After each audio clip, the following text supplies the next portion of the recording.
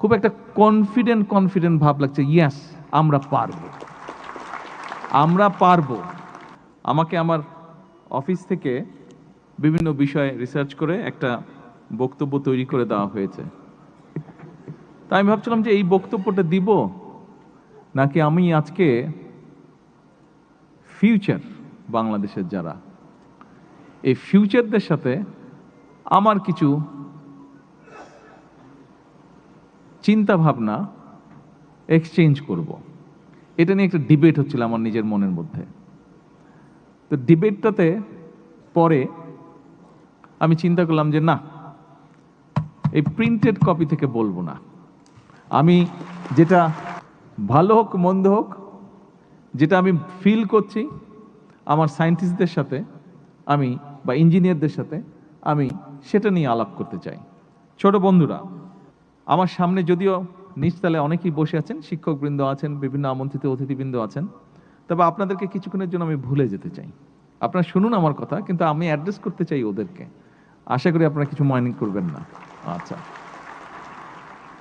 আমি ছোট বন্ধুরা, আমি যখন আসলাম এই প্রোগ্রামটাতে, যেখানে তোমরা সব এক্সিবিট করছিলে, ওখানে যখন দেখলাম, তখন কয়েকদিন আগে আমি আর্মি স্টেডিয়ামে গিয়েছিলাম। ওখানে আরেকটি স্পোর্টসের অ্যারেঞ্জমেন্ট ছিল।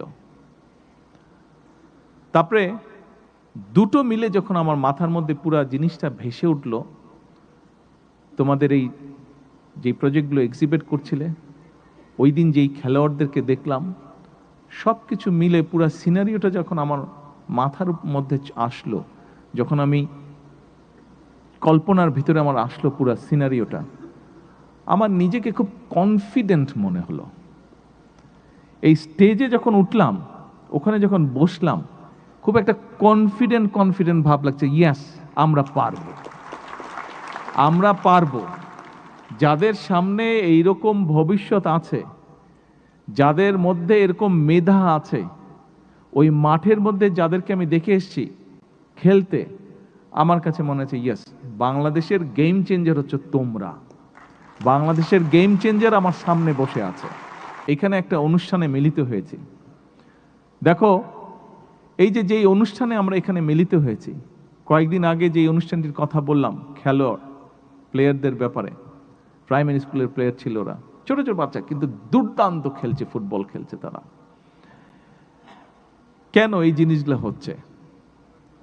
এই জিনিসগুলো এই জন্যই হচ্ছে যে আমরা যখনই এরকম একটা হলরুমের মধ্যে এরকম একটা অনুষ্ঠান করি, কোন একটা অনুষ্ঠানে যেখানে বক্তব্য রাখি, লোকজন আসে বসে সুন্দর করে, কেউ কেউ বক্তৃতা দেয়, বক্তব্য শেষ হয়ে চলে যায়। তারপরে আউটপুটটা কি? আমরা চাই আমাদের কোনো একটা কাজের আউটপুট থাকতে হবে, যেটা ভবিষ্যৎ বাংলাদেশকে গড়ে তুলবে, যেটা ভবিষ্যৎ বাংলাদেশকে সামনে টেনে নিয়ে যাবে।